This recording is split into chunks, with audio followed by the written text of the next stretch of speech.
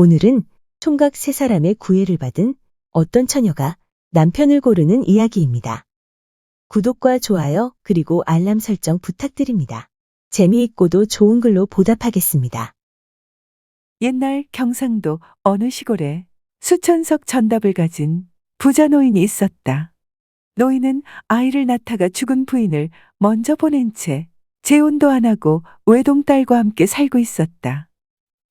어느덧 세월이 흘러 그 딸이 낭낭 18세, 꽃 같은 나이가 되었는데 인물이 천하절색이었다. 노인이 사위감을 고르는데 시골 사위를 얻으려 하니 딸의 인물이 너무 아까웠다. 그래서 방문을 붙였다. 남보다 다른 재주가 있는 청년이 있으면 사위로 삼고는 재산 전부와 딸을 주겠다는 내용이었다. 방문을 읽었거나 아니면 소문을 들은 팔도의 총각들이 몰밀듯 모여들었는데 재간이 시원찮아 모두 퇴짜를 놓았다. 처음 계획보다는 일이 잘 풀리지 않아 노인이 수심이 가득한 채 사랑채에 앉아 있었다. 바깥에서 주인장을 찾는 소리가 들리기에 방문을 열고 노인이 내다보니 어떤 총각이 서 있었다. 남다른 재간을 가진 청년을 사위로 삼고 싶다는 어르신의 말씀이 참말이옵니까? 그렇다네. 어서 들어오게. 총각이 방에 들어와 자리를 정하고 앉자 주인 영감이 물었다. 젊은이는 무슨 재간이 있는가? 소인은 특별한 재간은 없지만 무엇이든 물건을 잃어버리면 그 물건이 어디에 있는 줄을 알아낼 수 있습니다. 그래서 잠깐 기다리라고 한 후 청년 모르게 하인을 시켜서는 벼루 하나를 광 한쪽에 숨기게 하였다. 그런 다음 청년에게 물었다. 그러자 총각이 대답했다. 벼루를 숨겼는데 광 속에 있군요. 총각의 대답을 듣고 보니 과연 훌륭했다. 그래서 젊은이 과연 훌륭한 재간이 있군. 자네를 내 딸에. 하고 말하려는데 바로 그때 다른 총각이 들어오더니 노인에게 물었다. 이 댁에서 재간 좋은 사람을 사위로 삼는단 말이 있던데 그렇습니까? 그렇다네. 자네는 무슨 재주를 가지고 있나? 소인은 잃어버린 물건이 어디에 있는 줄 알기만 하면 그것이 어디에 있던지 찾아서 가져오는 재주가 있습니다. 주인 영감이 들어보니 그것도 훌륭한 재간이었다. 그래서 하인을 시켜서는 도끼 한 자루를 마을 뒤쪽에 있는 넓은 호수에 버리라고 하였다. 그런 다음 첫 번째 총각에게 물으니 호숫가에 도끼가 있다고 대답하였다.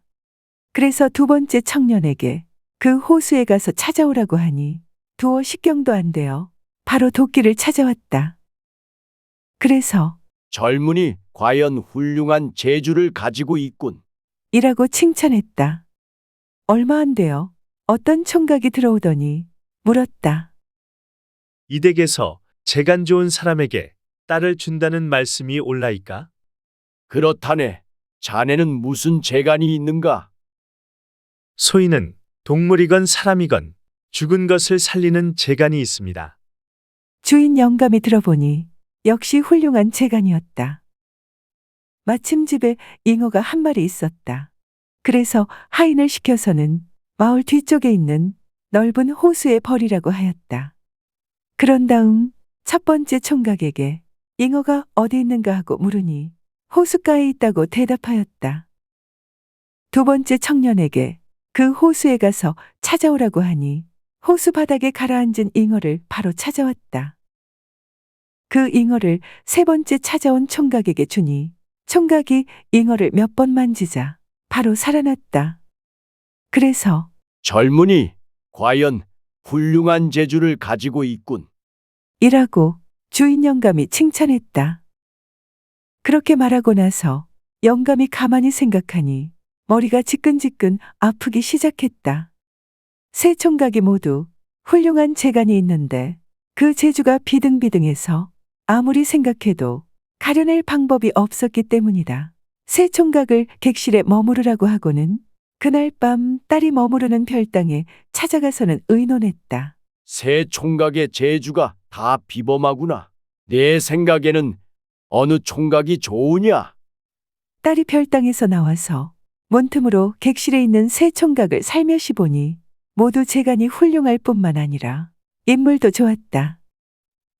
별당으로 돌아온 낭자는 곰곰이 생각했다. 아버님께서 괜히 이런 방문을 내걸었구나. 한날 한시에 총각이 셋이나 찾아왔으니 이 일을 어찌한단 말인가? 내 이 한 몸으로 세 사람을 섬기지는 못할 것이요. 내가 어느 한 총각을 고른다면 다른 두 총각은 곧 질투하고 낭망할 것 아닌가? 내 차라리 자결하고 말리라. 그러면 세 총각은 모두 되돌아갈 것이고 아버지도 더는 골머리를 앓지 않을 것이다. 이렇게 생각한 낭자는 아버지에게 말했다. 아버님, 소녀, 내일 아침에 말씀을 여쭈오리다. 오냐, 아무튼 잘 생각해 보아라. 주인은 딸의 방에서 나와 세 총각을 보고 말했다. 여복의 젊은이들, 내가 보기에는 자네들 세 사람의 재간이 모두 훌륭하네. 그런데 한 여자가 세 남자를 섬기지 못하는 법이니 내일 아침 우리 딸의 의견을 듣는 것이 어떠한가? 주인 영감의 말에 세 총각은 이구동성으로 그러는 것이 좋겠다고 하였다. 그날 밤 삼경이 되자 딸은 마을 뒤에 있는 호수에 가서 장옷을 뒤집어 쓰고는 뛰어들어 자결하고 말았다. 이튿날 아침 주인 영감이 별당에 가서는 딸 방의 문을 열어보니 딸이 온데간데 없었다. 불길한 예감이 든 영감은 부랴부랴 세 총각이 머무는 방으로 뛰어갔다. 여복의 젊은이들, 우리 딸이 간밤에 없어졌다네. 어떻게 된 일인지 모르겠네만. 주인 영감의 말이 채 끝나기도 전에 제일 먼저 찾아왔던 총각이 한동안 머리를 기웃거리더니 한숨을 쉬며 말했다. 영감님, 따님은 이미 동네 뒤 호수에 가서 빠져 죽었나이다. 이 말을 들은 주인 영감이 땅을 치며 통곡했다. 아이고 내 딸아, 내 늙음하게 너를 해쳤구나. 아이고 내 딸아. 주인 영감이 통곡하는 걸 보자 두 번째로 찾아왔던 총각이 일어났다. 소인이 가서 건져 오겠나이다. 하고는 마을 뒤에 있는 호수에 가더니 처녀의 시체를 건져내왔다. 그러자 맨 마지막에 찾아왔던 총각이 일어서서는 말했다. 너무 슬퍼하지 마십시오. 소인이 살려드리겠습니다. 그 총각이 몇 번 시체를 만지자 죽었던 처녀가 다시 눈을 뜨더니 살아났다. 이에 주인 영감은 기뻐했으나 딸은 오히려 근심에 쌓였다. 이제는 죽자고 해도 죽지도 못할 형편이요. 세 총각이 모두 자기를 얻으려 할 것인즉 누구에게 시집가고 누구에게 시집가지 않겠는가? 아이고 부처님, 이 일을 어찌하면 좋습니까? 하고 처녀는 눈물을 흘렸다. 아니나 다를까 처녀가 살아나자 세 총각은 서로 자기가 처녀에게 장가를 들어야 한다고 옥신각신 다투는데 누구도 양보하려 하지 않았다. 주인 영감은 옆에서 지켜보다가 용단을 내릴 수 없어서 세 총각에게 말했다. 자네들 이러지 마시게. 자네들은 확실히 남다른 재간을 가진 젊은이들일세. 그러니 여기서 옥신각신 말고 관아에 가서 결판을 내보세. 자네들 생각은 어떠한가? 세 총각이 영감님의 말을 들어보니 과연 도리가 있는 말이라 그렇게 하자고 관아를 찾아가게 되었다. 고을원님이 송사를 받고 가만 생각해보니 도무지 방도가 없어서 세 총각에게 말했다. 사흘 후에 오면 내가 충분히 생각한 다음 정확한 답을 하겠네. 그러하니 지금은 돌아가 기다리게. 세 총각을 돌려보낸 후 원님이 아무리 궁리를 해봐야 어찌할 방도가 없었다. 한 총각은 처녀가 있는 곳을 알았고 다른 총각은 물속에 들어가 건져내왔으며 또 다른 총각은 죽은 여인을 살려냈다. 응당 살려낸 총각이 처녀에게 장가를 들어야 하겠으나 시체가 있는 장소를 몰라도 안 되고 또한 장소를 알았다고 해도 건져내지 않으면 살려낼 수도 없었다. 갈래를 잡지 못하고 이틀을 보내고 사흘째 되는 날 답답한 마음에 바람이라도 쏘일 생각으로 관아 밖으로 나왔다. 길을 걷다 보니 마을의 공터에서 동네 아이들이 원님 놀이를 하며 놀고 있는 것을 보게 되었다. 가만히 보니 한 아이가 원의 자리에 점잖게 앉았고 양옆에 사령과 서리들이 늘어선 것이 제법 관아 같아 보였다. 보고 있노라니 원님 역할을 하는 아이가 아래를 내려다보며 엄하게 물었다. 여봐라, 누가 송사할 일이 없느냐? 원님이 묻자 새 아이가 원님 앞에 부복하고 아뢰었다. 우리 세 사람의 시비를 가려주옵소서. 무슨 시비를 가른단 말이냐? 그 내용을 어서 아뢰라. 그러자 새 아이가 원님 역을 맡은 아이에게 아뢰었다. 현철하신 원님께 아뢰옵나이다. 우리 세 사람은 모두 남다른 재간이 있습니다. 한 사람은 무엇이든 잃어버린 물건이라면 그 물건이 어디에 있는 줄을 알 수 있고, 다른 한 사람은 잃어버린 물건이 어디에 있는 줄 알기만 하면 그것이 어디에 있던지 찾아오는 재주가 있습니다. 또 다른 한 사람은 사람이든 동물이든 죽은 것은 무엇이든 살려내는 재간이 있사온데, 우리 세 사람이 한날 한시에 똑같은 처녀집에 장가를 들려고 찾아가니 고민하던 처녀가 호수에 빠져 자진하였습니다. 그런 처녀를 우리 세 사람이 합심해서 살려냈습니다. 하오니 누가 이 처녀에게 장가를 들어야 할지 시비를 가려주옵소서. 그런 다음 세 사람은 원님의 판결을 기다렸다. 고을 원님은 수염을 어루만지면서 이 꼬마 원님이 어떻게 시비를 갈라놓는가 보려고 기다렸다.